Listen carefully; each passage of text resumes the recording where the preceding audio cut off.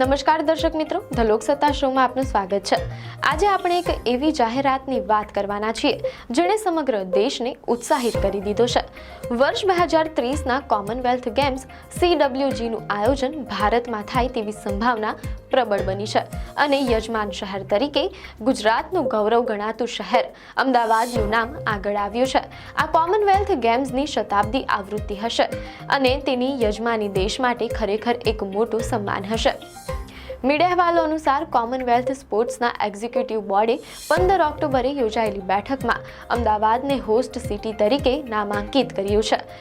આ નિર્ણય હવે 26 નવેમ્બરના રોજ સ્કોટલેન્ડના ગ્લાસગોમાં યોજાનારી જનરલ એસેમ્બલીમાં ઔપચારિક મંજૂરી માટે મૂકવામાં આવશે।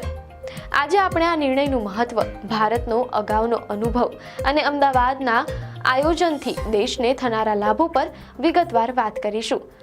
2030ના કોમનવેલ્થ ગેમ્સની યજમાની માટે દાવેદારોમાં ભારતનું અમદાવાદ શહેર અને નાઇજીરિયાની રાજધાની અબુજા મુખ્ય હતા।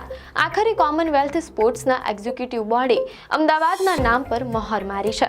આ ગેમ્સનું મહત્વ એટલા માટે વધુ છે કારણ કે તે કોમનવેલ્થ ગેમ્સની 100મી વર્ષગાંઠની આવૃત્તિ હશે। ભારતીય ઓલિમ્પિક સંઘ IOA ના અધ્યક્ષ અને ભારતીય રમતગમતના મહાન ખેલાડી PT ઉષાએ આ નિર્ણયને દેશ માટે એક મોટું સન્માન ગણાવ્યું છે। તેમણે સ્પષ્ટપણે કહ્યું કે આ રમતગમતો માત્ર ભારતની વિશ્વ સ્તરીય રમત અને આયોજન ક્ષમતાઓનું પ્રદર્શન કરશે નહીં, પરંતુ વિકસિત ભારત 2047ની રાષ્ટ્રીય યાત્રામાં પણ એક સાર્થક ભૂમિકા ભજવશે। આ નિર્ણય વડાપ્રધાન નરેન્દ્ર મોદીના દૂરંદેશી નેતૃત્વ અને વૈશ્વિક સ્તરે ભારતની વધતી શક્તિનું પ્રતીક છે। આ પગલું યુવાનોને પ્રેરિત કરવા અને આંતરરાષ્ટ્રીય ભાગીદારીને મજબૂત કરવા માટેનું એક સશક્ત અવસર પૂરું પાડશે। કેન્દ્રીય રમતગમત મંત્રી મનસુખ માંડવિયાએ પણ આ પ્રસ્તાવ પર પોતાની ખુશી વ્યક્ત કરી અને સોશિયલ મીડિયા પ્લેટફોર્મ X પર પોસ્ટ કરીને આ ક્ષણને ભારતીય રમતગમત માટે એક બહુ મોટો ક્ષણ ગણાવી। તેમણે કોમનવેલ્થ સ્પોર્ટ્સના એક્ઝિક્યુટિવ બોર્ડનો આભાર માન્યો અને કહ્યું કે આ નિર્ણય વૈશ્વિક રમતોમાં ભારતના વધતા પ્રભુત્વને દર્શાવે છે।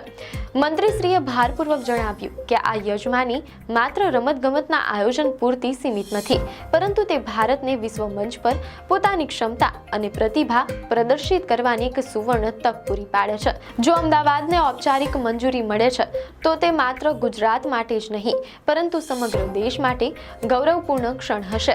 આનાથી રાજ્ય અને દેશમાં રમતગમતનું ઇન્ફ્રાસ્ટ્રક્ચર મજબૂત થશે અને યુવા ખેલાડીઓને આંતરરાષ્ટ્રીય સ્તરે પ્રદર્શન કરવાનો મોકો મળશે। મીડિયા અહેવાલો અનુસાર ભારતે આ પહેલા વર્ષ 2010માં દિલ્હીમાં CWGનું આયોજન કર્યું હતું। જો કે તે આયોજનને ખરાબ પ્લાનિંગ, માળખાકીય સુવિધાઓની અછત અને ભ્રષ્ટાચારના ગંભીર આક્ષેપોને કારણે વિવાદોમાં રહ્યું હતું। તે કડવો અનુભવ ભારત માટે એક મોટી શીખ છે। આ વખતે અમદાવાદને યજમાન શહેર તરીકે પ્રસ્તાવિત કરીને ભારત 2030માં એક વિશ્વસનીય અને સફળ આયોજન દ્વારા પોતાની છબી સુધારવાની તક મળશે। આ માટે અમદાવાદને તેના માળખાકીય સુવિધાઓ, પરિવહન વ્યવસ્થા અને રમતગમત સુવિધાઓને વૈશ્વિક ધોરણો મુજબ વિકસાવવા માટે પૂરતો સમય મળશે। આ પડકારને સ્વીકારવો એ ભારત માટે વૈશ્વિક આયોજન ક્ષમતા માટે એક મોટી છલાંગ સાબિત થશે। નોંધનીય છે કે તાજેતરમાં કોમનવેલ્થ ગેમ્સની યજમાનીને લઈને વૈશ્વિક સ્તરે અનેક પડકારો આવ્યા છે। મીડિયા અહેવાલો અનુસાર 2022ની ગેમ્સ મૂળ રૂપે દક્ષિણ આફ્રિકાના ડર્બનમાં યોજાવાની હતી, પરંતુ નાણાકીય અવરોધોને કારણે ડર્બને નામ પાછું ખેંચી લીધું અને આ ગેમ્સ બર્મિંગહામમાં યોજવામાં આવી। તેવી જ રીતે 2026ની ગેમ્સ ઓસ્ટ્રેલિયાના વિક્ટોરિયામાં યોજાવાની હતી, પરંતુ તેમણે પણ નામ પાછું ખેંચતા ગ્લાસગોને યજમાની કરવી પડી। આ પરિસ્થિતિમાં ભારતનું 2030ના ગેમ્સ માટે મજબૂત દાવેદાર તરીકે ઉભરી આવવું એ દેશની આર્થિક સ્થિરતા અને આયોજન પ્રત્યેના વિશ્વાસને દર્શાવે છે। ભારત આંતરરાષ્ટ્રીય સ્તરે આ પ્રકારની જવાબદારીઓ લેવા માટે હવે વધુ સક્ષમ અને તૈયાર છે। જો અમદાવાદને સત્તાવાર મંજૂરી મળે છે તો આ ગેમ્સ ન માત્ર રમતગમતનો ઉત્સવ બનશે, પરંતુ ભારતની વિકસતી અર્થવ્યવસ્થા અને વૈશ્વિક નેતૃત્વનું પ્રદર્શન પણ બનશે। કોમનવેલ્થ સ્પોર્ટ્સની જનરલ એસેમ્બલીની નજર હવે અમદાવાદના પ્રસ્તાવ પર ટકેલી છે। જો બધું યોજના મુજબ થાય છે તો 2030માં ગુજરાતની ધરતી પરથી ભારતના વિકાસ અને રમતગમતનો નવો યુગ શરૂ થશે।